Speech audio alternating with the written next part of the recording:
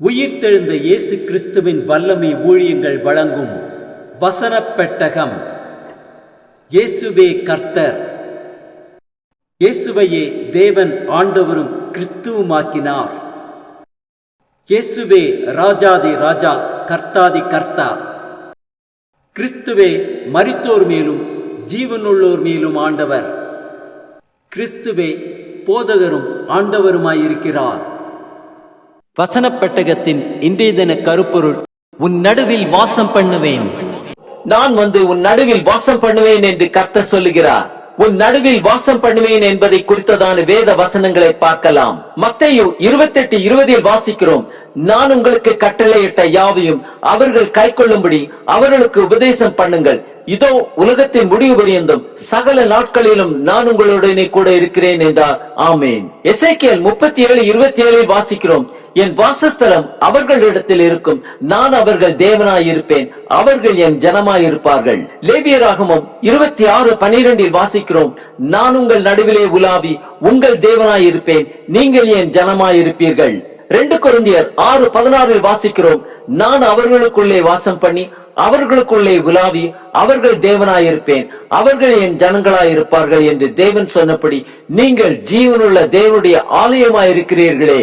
யோவான் 14:23 வாசிக்கிறோம், இயேசு அவனுக்கு பிரதியுத்தரமாக, ஒருவன் என்னில் அன்பாயிருந்தால் அவன் என் வசனத்தை கைக்கொள்ளுவான், அவனில் என் பிதா அன்பாயிருப்பார், நாங்கள் அவனிடத்தில் வந்து அவனோடே வாசம் பண்ணுவோம். யோவான் 1:14 வாசிக்கிறோம், அந்த வார்த்தை மாம்சமாகி கிருபையினாலும் சத்தியத்தினாலும் நிறைந்தவராய் நமக்குள்ளே வாசம் பண்ணினார், அவருடைய மகிமையை கண்டோம், அது பிதாவுக்கு ஒரே பேரானவருடைய மகிமைக்கு ஏற்ற மகிமையாகவே இருந்தது.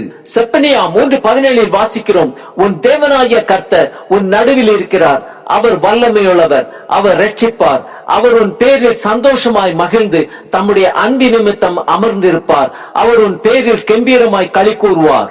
ரோமர் 8:10 வாசிக்கிறோம், மேலும் கிறிஸ்து உங்களில் இருந்தால் சரீரமானது பாவத்தின் நிமித்தம் மரித்ததாயும் ஆவியானது நீதியின் நிமித்தம் ஜீவனுள்ளதாயும் இருக்கும். 2 கொரிந்தியர் 4:6 வாசிக்கிறோம், இருளிலிருந்து வெளிச்சத்தை பிரகாசிக்க சொன்ன தேவன் இயேசு கிறிஸ்துவின் முகத்தில் உள்ள தமது மகிமையின் அறிவாகிய ஒளியை தோன்ற பண்ணும் பொருட்டாக எங்கள் இருதயங்களிலே பிரகாசித்தார். 2 கொரிந்தியர் 4:7 வாசிக்கிறோம், இந்த மகத்துவமுள்ள வல்லமை எங்களால் உண்டாயிராமல் தேவனால் உண்டாயிருக்கிறது என்று விளங்கும்படி இந்த பொக்கிஷத்தை மண்பாண்டங்களில் பெற்றிருக்கிறோம்.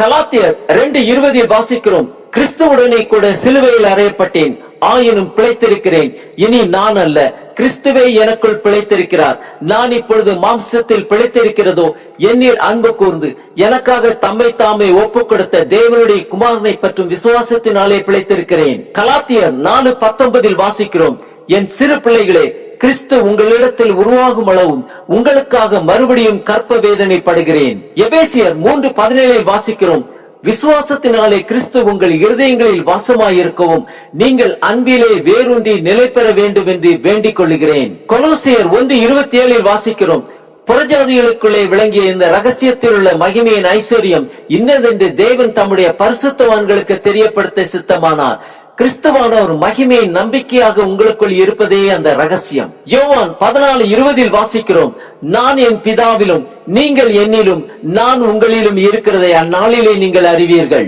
1 யோவான் 3:24 வாசிக்கிறோம், அவருடைய கட்டளைகளை கைக்கொள்கிறவன் அவரில் நிலைத்திருக்கிறான், அவரும் அவனில் நிலைத்திருக்கிறார், அவர் நம்மில் நிலைத்திருக்கிறதை அவர் நமக்கு தந்தருளின ஆவியினாலே அறிந்திருக்கிறோம். வெளிப்படுத்தின விசேஷம் 3:20 வாசிக்கிறோம், இதோ வாசற்படியிலே நின்று தட்டுகிறேன், ஒருவன் என் சத்தத்தை கேட்டு கதவை திறந்தால் அவனிடத்தில் நான் பிரவேசித்து அவனோடே போஜனம் பண்ணுவேன், அவனும் என்னோடே போஜனம் பண்ணுவான்.